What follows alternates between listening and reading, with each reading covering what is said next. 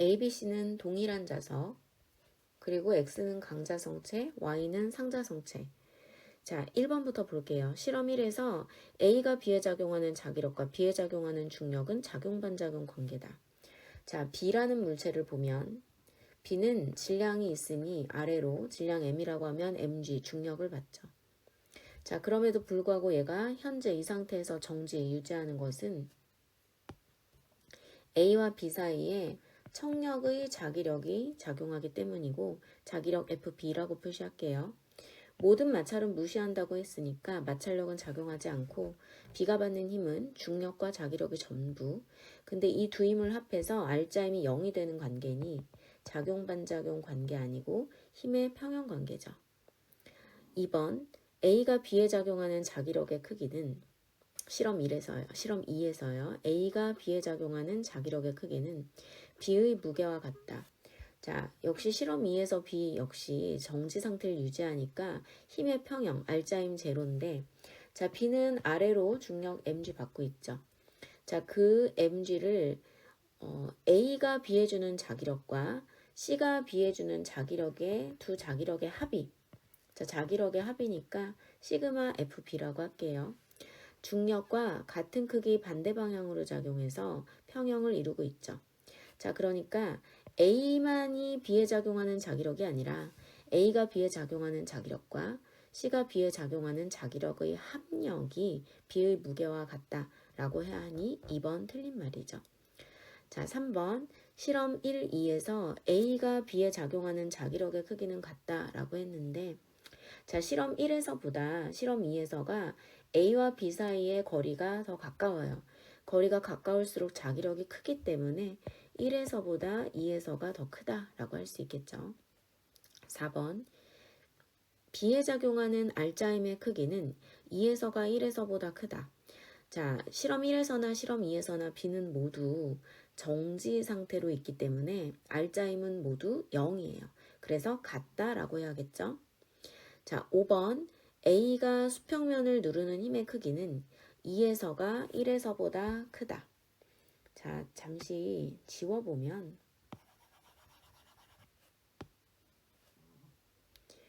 A가 수평면을 누르는 힘은 항상 쌍방작용하기 때문에 수평면이 A를 받치는 힘이라고 생각하면 되겠어요.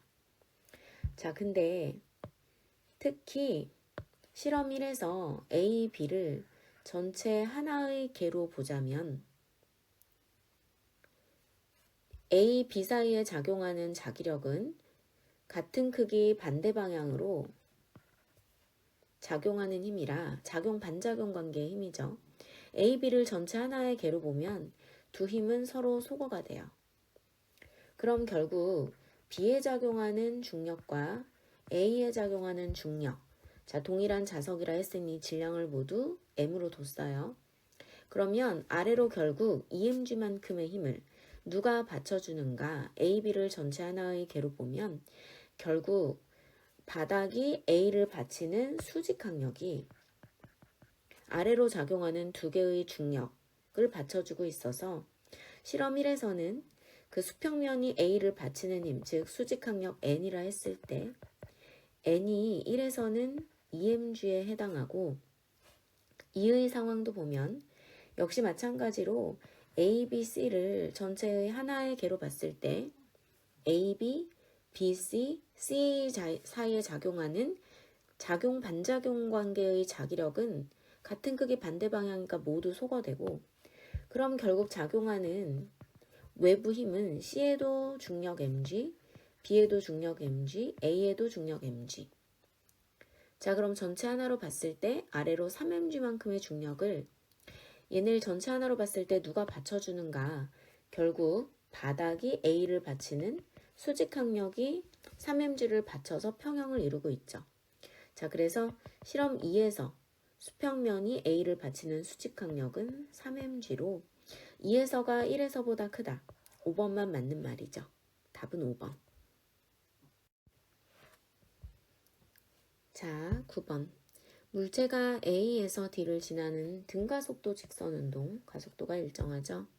자, 이때 간격이 이와 같고 물체가 운동하는 데 걸리는 시간이 A에서 B까지와 C에서 D까지가 같다.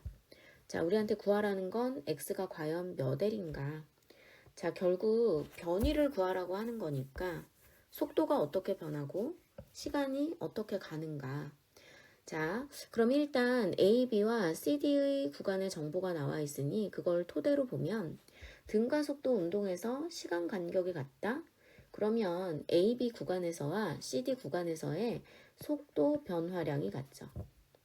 자, 그 속도 변화량을 X라고 할게요. 자, 특히 뭐 V를 속도 그냥 1로 잡을게요. 그러면 4V는 4로 잡을게요. 어차피 우리는 비율만 알면 되는 거기 때문에. 그럼 A에서의 속도가 1이면 B에서의 속도는 1 플러스 X, 그리고 C에서의 속도는 D에서의 속도가 4니까 4 마이너스 X라고 할 수 있겠죠. 그럼 X만 구하면 이제 대부분의 것들이 다 풀리게 되는데, 자, 특히 같은 시간 간격이라고 했는데 A, B 구간에서는 L을 갖고 그리고 CD 구간에서는 3L을 갖으니 같은 시간당 간 변이 평균 속도가 CD 구간에서가 AB 구간에서의 3배다라는 거 알 수 있죠. 자, 등가속도 운동에서 평균 속도는 처음과 마지막의 중간값이니 CD 구간의 평균 속도는 4 플러스 4 마이너스 X 나누기 2. 자, 그리고 AB 구간에서의 평균 속도는 1 플러스 1 플러스 X 나누기 2. 자, 양변 둘 다 나누기 2를 하지 않을게요. 자, 그런데 이것이 바로 CD 구간이 3배니까 전체 3배다 라고 할 수 있죠. 자, 이렇게 계산하면 X가 0.5 나오죠. 자, 그렇다면 우리 X 구간 이제 거리 구하는 건 별로 어렵지 않아요. 자, 일단 특히 L이라는 AB 구간의 거리가 자, 1에서 속도가 1.5까지 변하는 동안 그럼 평균 속도 얼마라고 볼 수 있죠? 처음과 마지막의 중간값이니까 자, 둘을 더하고 나누기 2하면 1.25죠. 즉 4분의 5. 자, AB 구간의 시간을 1이라고 할게요. 자, 그러면 우리가 구하려고 하는 X는 얼마일까? 자, 1 플러스 X면 1.5죠. 4 마이너스 X면 3.5예요. 그러면 이 구간의 평균 속도는 바로 중간값 2.5가 되겠죠. 자, 그리고 특히 이렇게 0.5 변하는데 시간이 1 들었다면 2 변하는 데는 시간이 4배 걸리겠죠. 그래서 4. 그럼 이렇게 계산하면 이 거리는 10. 자, 그러면 4분의 5에 비해서 몇 배가 될까요? 8배가 되죠. 자, 그래서 X는 8L이다. 답은 4번이 되겠네요. 10번 관찰자 관성계에 대해 동일 직선 위에 있는 점 PQR은 정제 있으며 점광원 X가 있는 우주선이 0.5C로 등속도 운동하고 있다. 관찰자의 관성계에서 사건 1, 2, 3, 4는 동시에 발생한다. 자, 우리한테 구하라고 하는 것은 그렇다면 우주선의 관성계에서는 어떨 것인가? 자, 일단 관찰자 입장에서 한번 볼게요. 관찰자에 대해서는 우주는 정제 있기 때문에 PQR은 모두 정제 있고 우주선 X만 오른쪽으로 0.5C의 속도로 움직이죠. 관찰자에게서 사건 1, 2가 동시인 건 사실이에요. 자, 사건 1은 우주선 X가 P를 스쳐 지나가는 사건이죠. 그 순간 우주선은 0.5C의 속도로 지나가겠죠. 그때 빛이 X에서 방출됐어요. P를 스치는 순간 빛도 방출이 된 거죠. 빛의 속도는 C. 근데 지금 보니까 이 1사건과 2사건은 모두 한 지점, 우주상에서는 P라는 한 지점에서 벌어진 사건이고 한 지점에서 동시에 발생한 사건은 어떤 계에서도 동시에 발생한 사건이죠. 즉, 한 지점 동시성은 어떤 계에서도 절대적이에요. 자, 그래서 우주선 관성계에서 봤을 때에도 사건 1, 2는 동시에 발생이에요. 자, 좀 더 볼게요. 자, 이렇게 우주선과 빛이 P를 지나가고 나서 3, 4건 우주선이 X를 스쳐 지나갈 때 그게 바로 3, 4건이고 그때 빛이 R에 도달했어요. 1, 2, 사건이 동시 사건이기 때문에 우주선이 P에서 Q까지 오는데 걸리는 시간이나 빛이 P에서 R까지 오는데 걸리는 시간이 동일한 거죠. 자, 그렇다면 우주선이 간 거리 PQ 그리고 빛이 간 거리 PR 시간은 동일한데 빛의 속도가 2배니까 PR이 PQ의 2배라고 할 수 있죠.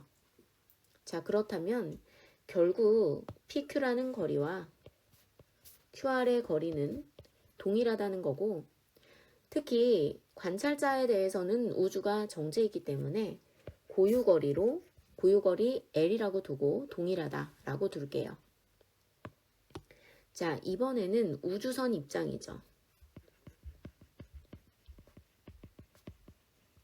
자, 우주선 입장에서는 본인이 움직인다고 보지 않을 거예요. 본인은 가만히 있고 온 우주가 왼쪽으로 0.5c의 속도로 움직인다라고 하겠죠. 자, 그러다가 사건 1이 발생한 거예요. 우주선은 가만히 있는데 움직이는 우주가 우주상의 P점이 X를 스쳐 지나가는 거고 그때 속도 0.5c가 되겠죠. 자, 그리고 그 순간 빛을 발생시켰어요. 빛의 속도는 C죠. 자, 특히 우주선에 대해서는 우주가 움직이고 있기 때문에 PQ 거리, QR 거리가 모두 길이 수축이 일어나 있고 자, 그래서 고유 길이 라젤이라고 뒀고 그럼 우주선이 보는 거리는 라젤보다 더 짧아져 있을 거고 그 짧은 거리는 L이라고 둘게요. 근데 고유 거리가 동일하고 우주의 속도도 모든 지점이 동일하니까 우주선 입장에선 길이 수축되는 정도도 동일해서 수축 길이 스몰 l로 동일하다라고 볼 수 있죠. 자, 그렇다면 3, 사건이 일어나는 데는 시간이 얼마나 걸릴까요? 자, 지금으로부터 3, 사건이 일어나는 데 걸리는 시간 구해보면 우주선 입장에서 봤을 때는 온 우주가 왼쪽으로 움직여서 Q라는 지점이 시간이 흘러 본인을 스쳐 지나가겠죠. 자, 그때 그렇게 되는데 걸리는 시간 결국 우주상 L이라는 거리가 0.5c로 가는 시간이니까 0.5c분의 L 즉 C분의 스몰 2L 만큼의 시간이 흐른다라고 할 수 있겠죠. 자, 그러면 사건 2로부터 4사건이 벌어질 때까지는 어떨까요? 우주선 입장에서 봤을 때에는 일단 빛은 빛대로 C라는 속도로 오른쪽으로 움직이고 있고 그리고 우주가 왼쪽으로 0.5c로 움직여요. 그러면 이 빛이 R 도달하는데 2L보다는 더 적은 거리 가서 진행해서 도달할 거예요. 왜냐하면 그동안 우주도 왼쪽으로 접근할 테니까. 자, 그러면 사건 1호부터 4까지는 그 시간이 얼마나 흐르느냐. 빛은 C라는 속도로 진행하고 빛이 진행하는 거리가 2L보다는 짧죠. 자, 그러면 1에서 3까지 일어나는 시간보다 2에서 4까지 일어나는 시간이 자, C분의 2L보다 더 짧기 때문에 4의 사건이 먼저 발생하게 돼요. 그래서 답은 2번이 되겠네요. 14번 물체 A에서 D가 실피큐얼로 연결되어 현재 정제해 있는 모습이다. 자, A, B 각각의 질량 EMM이고 CD의 질량이 동일하다. 그러면 이 각각의 질량을 라지 M이라고 줄게요. P를 끊었을 때 C의 가속도가 9분의 2G 그리고 이때 작용하는 R이 D에 작용하는 힘이 9분의 10mg고 우리한테 구하라고 하는 건 R을 끊었을 때 D의 가속도가 얼마인가. 자, R을 끊게 되면 D에 작용하는 힘은 빗면 아래로의 중력의 불력 라지 M G'만 작용하고 따라서 그때 가속도는 바로 이 G'이 되겠죠. 자, 그럼 G'을 구하기 위해서 위에 정보들을 확인해 보면 자, P를 끊었을 때 B, C, D가 함께 움직이는 가속도가 9분의 2G죠. 자, 근데 이들의 작용하는 힘을 표시해 보면 자, CD는 어차피 같이 움직이니까 한 덩어리로 봤을 때 이 CD에 작용하는 그 중력의 분력의 합은 결국 빗면 아래로 3mg만큼이라는 걸 알 수 있어요. 자, 왜냐면 처음 상태에서 정제 있었기 때문에 그 힘과 AB에 작용하는 3mg가 평형을 이루고 있었거든요. 자, 그런데 이런 상황에서 P가 끊어지게 되면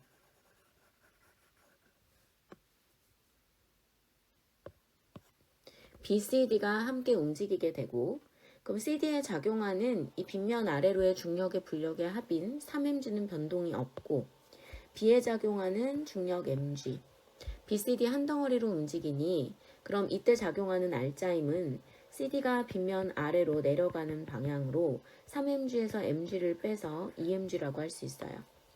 자, 그럼 여기에서 운동방정식을 세워보면 BCD에 작용하는 R자임 2mg. 자, 이게 BCD 전체 질량 라지 EM 플러스 스몰 m의 가속도 9분의 2G를 일으키는 힘. 자, 그럼 여기에서 라지 M 어렵지 않게 4m인 거 구할 수 있죠. 자, 그렇다면 이제 G'이 얼마인가? 자, 아래 정보를 보면 R이 D를 당기는 힘의 크기가 9분의 10mg라고 했어요. 자, R이 D를 잡아당기는 힘은 장력으로 그게 9분의 10mg죠. 그럼 여기에서 D만에 대해서 운동방정식을 세워보면 D에 작용하는 R자임은 라지 M G'에서 장력 T를 빼는 힘이고 자, 라지 M이 스몰 4m이라고 했으니 4m G'에서 장력 T가 바로 9분의 10mg라고 했고 이 때문에 D, 라지 M, 즉 질량 4m인 D한테 가속도 9분의 2G를 일으키는 힘이 된 거니 자, 여기에서 우린 어렵지 않게 G'이 2분의 1G인 거 구할 수 있어요. 자, 그래서 정답은 2번 2분의 1G. 15번 가는 점전화 ABC를 X축상에 고정시킨 모습을 나는 가에서 점전화 위치만 서로 바꾼 모습을 나타낸 것이다. AB는 모두 양전하며 나에서 ABC에 작용하는 전기력은 모두 0이다. 자, 이게 이제 우리한테 C가 무엇인지 그리고 A, B, C의 전하량의 크기 관계가 어떨지를 알려주게 하는 정보가 되겠네요. 자, 만약에 나의 상태에서 C마저 플러스여서 전부 다 플러스라면 자, 이 양쪽에 있는 전기를 띠는 이 대전체들이 예를 들어 얘를 1번 전화, 2번 전화, 3번 전화라 했을 때 3번 전화는 1, 2번으로부터 모두 오른쪽으로 힘을 받죠. 1번도 마찬가지고요. 그럼 절대 전기력이 0이 될 수가 없어요. 자, 그렇기 때문에 세 개 모두 플러스면 안 되고 따라서 C는 마이너스 전화여야 한다라는 거 알 수 있죠. 자, 그렇다면 그럼 나에서 A, B, C 배치가 어떻게 될까요? 자, 만약에 중간에 있는 전화가 플러스라고 가정을 해볼게요. 그러면 양쪽으로 뿔마가 이렇게 들어가거나 혹은 이 뿔마의 위치가 반대가 되겠죠. 자, 근데 어쨌거나 양쪽에 이렇게 뿔마가 있으면 이 중간에 있는 전하는 왼쪽에 플러스 전하로부터는 청력을 받고 또 오른쪽에 있는 마이너스 전하로부터는 인력을 받아서 절대 같은 방향으로 전기력이 작용하니 합해서 0이 될 수가 없어요. 자, 이게 물리학 2에서 배우는 전기 장개념을 배운다면 사실은 좀 더 빠르게 들어오게 될 거예요. 자, 그렇기 때문에 중간에 있는 전하는 무조건 음전하여야 돼요. 자, 따라서 중간에 있는 전하가 음전하로 C가 되겠고 양쪽이 이제 양전하로 A, B가 되는 거죠. 자, 특히 이때 전하량 관계를 생각해 보면은 이 중간에 있는 C가 받는 전기력이 0이 되어야 되겠죠?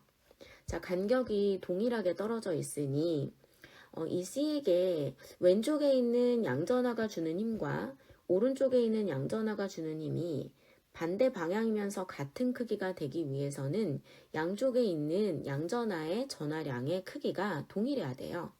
자, 따라서 뭐 이들을 만약 플러스 1이다 라고 이렇게 가정을 해볼게요. 자, 그러면 또 C의 전하량은 어떻게 될까요?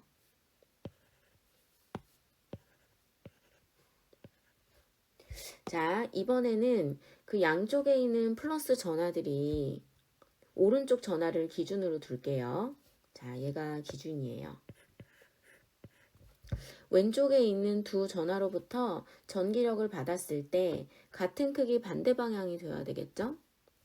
자, 이 오른쪽 전하에 비해서 이 플러스 전하, 마이너스 전하는 모두 왼편에 있기 때문에 힘은 반대 전하이므로 당연히 이 오른쪽에 있는 대전체에게 전기력을 반대로 주는 건 당연하고, 그러면 그 크기가 동일하기 위해서는 거리가 1대2고 전기력은 거리의 제곱에 반비례하기 때문에, 자, 멀리 있는 이 플러스 전하가 가까이 있는 C만큼의 전기력을 주기 위해서는 전하량의 비도 4대1이 되어야 돼요. 자, 그렇기 때문에 양쪽에 있는 전하를 플러스 1로 뒀다면 C는 마이너스 4분의 1의 전하를 가지고 있어야겠죠. 자, 그러면 기억부터 보죠. C는 음전하다 맞는 말이고 전하량은 플러스인 AB는 전하량의 크기가 동일해요. 가에서 A에 작용하는 전기력의 방향이 어떤 방향인가? 자, A도 플러스 1이고 B도 플러스 1인데 C는 마이너스 4분의 1이죠. 자, 그러면 A는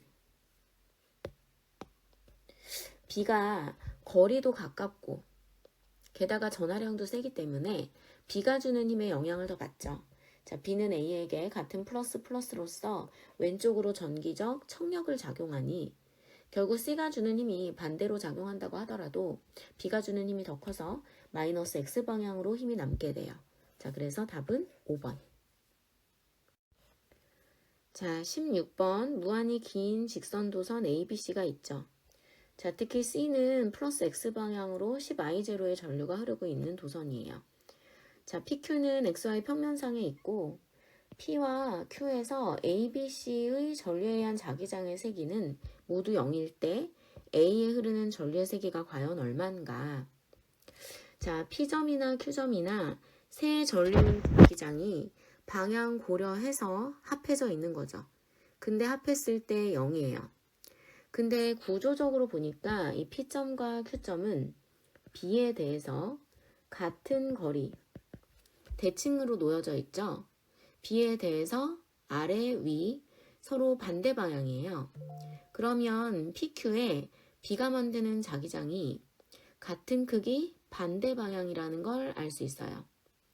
자, 그리고 또 각각이 합했을 때 0이니까 PQ 모두 A와 C가 만드는 자기장을 합했을 때 그 크기가 B가 만드는 자기장과는 같은 크기 반대 방향이다 라는 거 알 수 있죠. 컷.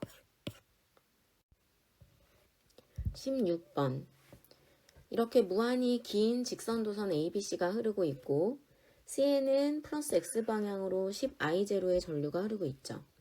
자, PQ에서 ABC 세 전류에 의한 자기장의 세기가 0일 때 A 전류의 세기가 얼마가 되는가? 자, 이 PQ는 A 전류, B 전류, C 전류에 의한 자기장이 방향 고려해서 합해져 있는데 그 합성 자기장의 세기가 0인 거예요. 자, 그렇다면 P점 컷. 16번 이렇게 세 무한히 긴 직선도선 ABC가 있고 C에는 플러스 X방향으로 10I0의 전류가 흐르고 있죠.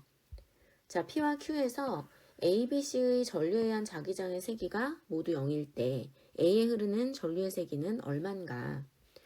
자, P점이나 Q점이나 세 전류에 의한 자기장이 방향 고려해서 합쳐져 있는데 그 합성 자기장의 세기가 모두 0인 거예요. 자, 그러니까 P점, Q점을 생각해 보면 A 전류에 의한 자기장, 그리고 B 전류에 의한 자기장, C 전류에 의한 자기장이 합쳐져 있는데 0인 거죠. 근데 이 PQ점이 어떤 점이냐면 구조적으로 봤을 때 B에 대해서 위아래 대칭된 지점에 있어요. 그러니까 거리가 같고 방향이 위아래로 반대죠. 그렇다면 P에서의 B가 만드는 자기장과 Q에서의 B가 만드는 자기장이 크기는 같은데 방향은 서로 반대인 거 알 수 있죠. 자, 그리고 두 지점에서 합성 자기장이 0이 되니 AC가 만드는 자기장과 B가 만드는 자기장이 또 크기는 같으면서 방향이 반대인 관계에 있어요. 자, 그러니까 결국 P점에서의 AC의 자기장의 합과 Q점에서의 AC의 자기장의 합이 같은 크기 반대 방향이라는 거 알 수 있죠. 자, 그러면 우리 방향을 고려해서 AC의 자기장 한번 크기와 방향 표시를 해볼게요. 자, 이 지면에 대해서 자기장의 방향은 둘 중에 하나겠죠. 나오는 방향이거나 들어가는 방향이거나. 자, 이때 나오는 방향을 플러스로 잡아 볼게요. 자, 그럼 PQ는 C에 대해서는 모두 위쪽에 있기 때문에 나오는 자기장이죠. 자, 이때 그 자기장의 크기가 직선 전류에 한 자기장은 K, 도선으로부터 수직거리 R분의 I인데 뭐 K는 모두에게 들어가는 상수니 R분의 I 값으로 대체를 해볼게요. 자, 특히나 P점 같은 경우에는 C로부터 지금 수직거리 2칸 떨어져 있기 때문에 이 P점의 C에 의한 자기장은 2분의 10 나오는 방향이니까 플러스라고 할게요. Q점은 4칸 떨어져 있기 때문에 4분의 10 역시 나오는 방향이라 플러스라고 할 수 있겠죠. 자, A 전류에 의한 자기장의 방향, 나오는 방향인지 들어가는 방향인지 내가 잘 모르겠다 라고 하면 A 전류를 그냥 I라고 하고 이렇게 벡터로 표시할게요. 자, 그렇다면 P점은 A에 대해서 2칸 떨어져 있으니 2분의 벡터 I라고 할 수 있겠고 Q점은 3칸 떨어져 있으니 3분의 벡터 I라고 할 수 있는데 자, 이때 PQ는 A에 대해서 모두 오른쪽이기 때문에 둘 다 들어가거나 둘 다 나오거나예요. 그래서 이 자기장의 방향이 동일하기 때문에 여기에다가 뭐 추가로 반대 방향일 경우에는 앞에 마이너스를 붙이겠지만 방향이 같기 때문에 여기에서 추가로 부호를 붙일 필요는 없어요. 자, 그렇다면 결국 여기에서 이 2분의 I, 벡터 I 플러스 5와 3분의 벡터 I 플러스 4분의 10 이 값이 크기는 같으면서 방향은 반대인 관계니 그렇게 식을 세워보면 2분의 벡터 I 플러스 5와 3분의 벡터 I 플러스 2.5가 크기는 같으면서 방향은 반대인 관계다. 자, 그러면 여기에서 벡터 I가 얼마가 나오냐면 마이너스 9가 나와요. 자, 그러니까 즉 크기가 9I0라는 거죠. 자, 그리고 여기에서 방향은 마이너스 방향이니 이렇게 들어가는 방향을 만든다는 얘기잖아요. 그럼 A가 PQ에 들어가는 방향을 만든다는 것은 A에 흐르는 전류는 이렇게 플러스 Y 방향이다 라는 것도 알 수 있어요. 자, 물론 뭐 여기에서 플러스 Y 방향인 거는 어렵지 않게 구할 수 있는 것이 자, C에 의한 자기장이 P점, Q점을 비교하면 P점이 더 크죠. 나오는 방향으로. 근데 만약 A 전류가 마이너스 Y 방향이라면 역시 PQ에 모두 A가 나오는 자기장을 만드는데 그러면 이 A 전류로부터 P가 더 가깝기 때문에 무조건 AC 합성 자기장은 P에서 더 큰 크기로 나와요. 그러면 B에 의한 자기장이 같은 크기 반대 방향으로 합성이 됐을 때 0이 될 수가 없죠. 자, 따라서 A는 들어가는, 즉 C와는 반대의 자기장을 만들 수밖에 없어요. 그렇기 때문에 플러스 Y 방향인 것은 우리가 정성적으로도 찾아낼 수 있는 부분입니다. 18번 수평면에서 물체 A가 정지해 있는 물체 BC를 향해서 운동하고 있고 나는 가의 순간부터 A의 속력을 시간에 따라 나타낸 것으로 A의 운동 방향은 일정하다. 계속 오른쪽인 거죠. 자, 질량이 2m, m, 4m이고 6t일 때 BC가 충돌한다 그랬어요. 자, 6t일 때 BC가 충돌하는 거죠. 자, 지금 이 상황을 보니까 4t를 기점으로 해서 A의 속도가 3V에서 V로 변했으니 4t일 때 A와 B가 충돌한 것을 볼 수 있어요. 자, 그렇다면 이들이 충돌할 때 거리 관계 어땠을지 한번 확인을 해볼까요? 자, A는 질량 2m, B는 m, C는 4m이고 BC는 정지해 있었고 A는 3V라는 속도로 가다가 4t일 때 충돌했으니 A와 B 사이의 거리는 3V라는 속도로 4t를 간 거리, 그러니까 12VT인데 이 거리를 12D라고 둘게요. 그러니까 12D 가서 두 물체는 충돌하게 되는 거죠. 자, 그래서 이때 4t일 때 A와 B의 모습을 보면 B가 정지되어 있던 위치, 12D 위치에서 지금 충돌을 해요. 자, 충돌을 하고 나서 A는 운동 방향 변화 없이 오른쪽으로 V라는 속도를 갖게 됐고 그렇다면 B는 속도가 얼마가 됐을까요? 자, A가 3V에서 V로 마이너스 2V만큼 속도 변했고 자, 충돌 과정 중에서 두 물체는 같은 크기의 힘을 주고받고 질량이 2대 1이기 때문에 속도 변화량은 1대 2여야 돼요. 그러면 B는 플러스 4V만큼 속도가 변해야 되겠고 그럼 B의 속도는 충돌 후 오른쪽으로 4V라는 속도를 갖게 되는 거죠.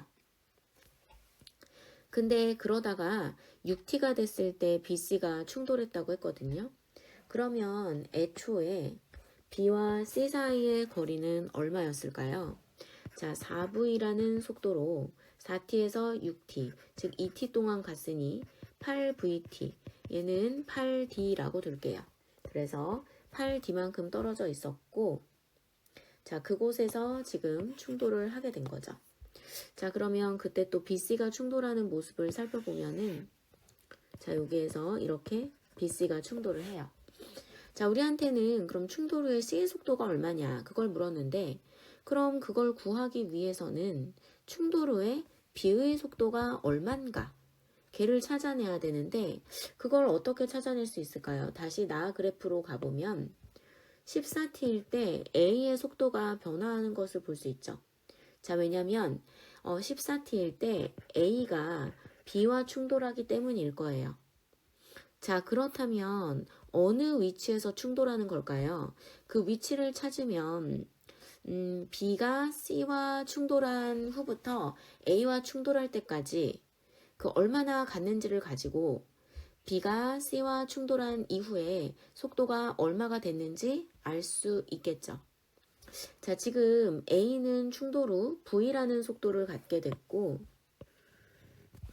자, 그럼 V라는 속도로 4T에서 14T까지 10T를 갔으니 즉 이게 10D가 되는 거죠. 자, 그러니까 10D만큼 떨어진 이 위치에서 A와 B가 충돌을 하게 된 것이고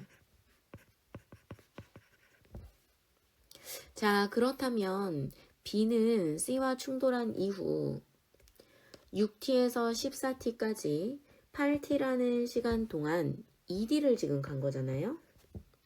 자, 그럼 2D는 얼마의 속도로 갔길래 8T라는 시간 동안 간 걸까요? 자, 여기에서 B가 C와 충돌한 후에 속도는 결국 4분의 1 V다 라는 것을 알 수 있어요.